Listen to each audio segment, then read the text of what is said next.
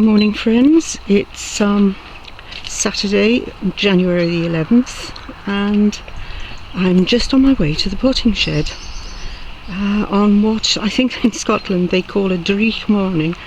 It's very drizzly, very cold, really quite grey, but not going to be so in the potting shed.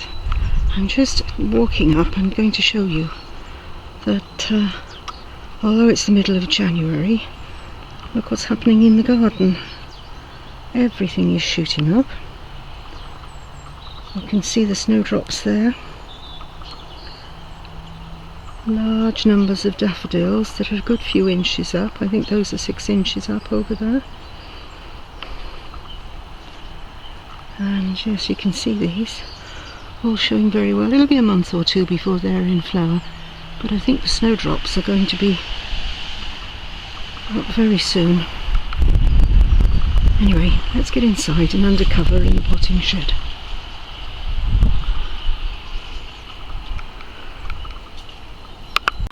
Just before we go into the potting shed, I just want to show you what's already on its way up here in the pots. These are all the little bulbs that were sitting around in the potting shed, having been knocked out of various pots.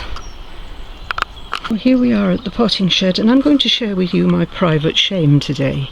This is the state of the potting shed, as it appears, having been used as a dumping ground for the last couple of months. As you can see, it's pretty untidy. Oh, what a mess. One of the important places, my little table and chair where I write all my plant labels. But I thought I'd show you now, and then if I make an effort to clean it up, you can see what it's like later, can't you? I hope you'll be impressed. Look, I'm going to show you one of my particular pleasures when I'm cleaning up in the potting shed, finding all the terracotta pots and cleaning those. There is something quite special about terracotta. It's quite different to your plastic pots, of which I have numerous shelves. And I'm sorry if you're being interrupted by rather loud music. I constantly have Classic FM on in the background, so that will always be there. Hopefully it's not too interrupting for you. Just a few more of my terracotta pots up here. Loads and loads more out in the garden. I'll show you a few more when the weather's a bit better. Just another few little terracotta pots down here. These are ones I bought a long time ago. They're very small. They're very useful for putting little succulents and cacti in. I found those in somebody's garden about 40 years ago, and I was lucky enough to be able to buy them for not very much at all. Pay a good deal more for them now, I think. Just one little thing I wanted to show you, friends. This is one of the things, I'm feeling a bit like an old granny nowadays when I'm doing the gardening, because I'm getting quite arthritic fingers. But Alec actually found these somewhere on the internet for me for the princely sum of £1 a pair, and they're these fingerless gloves. Very, very comfortable, very warm. And it seems to be the contrast between the cold fingers and the warm hand that gives comfort, rather than my hand being completely covered by a glove. So I think if you look on Wish website, somewhere there, these lovely and incredibly cheap but extremely practical and useful items are available. No affiliation. And this is one of the reasons why I love being up in this potting shed so much. You see who's down there having their breakfast? Two of our bigger pheasants. I can see them straight out through the potting shed window, and they don't know I'm here at all, so good. I like that. It's a good place to watch birds. I've just made a happy discovery. This is a bag of things which I found in the corner of the potting shed. I bought these about 6 months ago, brought them out. But let me show you what it is.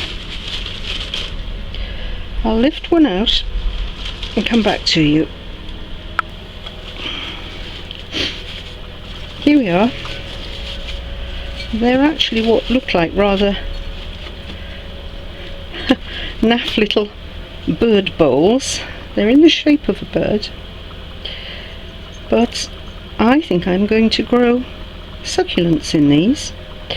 They're actually rather pretty, and I've got 3 of them. There is a hole in the bottom. I might put some more holes in, but I think then a little pot of succulents in a group would look rather nice. Watch this space. Well, I'm making progress in this potting shed, but you know what, it's going to be a 1, maybe 2 day job, so I'm going to end this little video for you today by showing you something I've always got pinned up on the wall here. You can see how damp it is at the moment because it's curling up.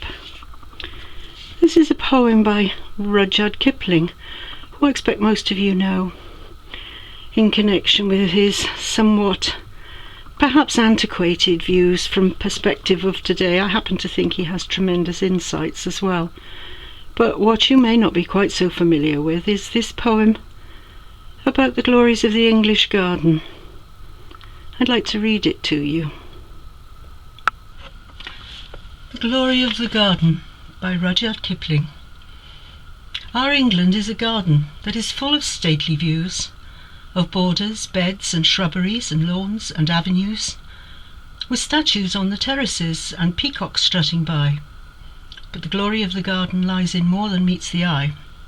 For where the old thick laurels grow along the thin red wall, you will find the tool and potting sheds which are the heart of all, the cold frames and the hot houses, the dung pits and the tanks, the rollers, carts and drain pipes, with the barrows and the planks.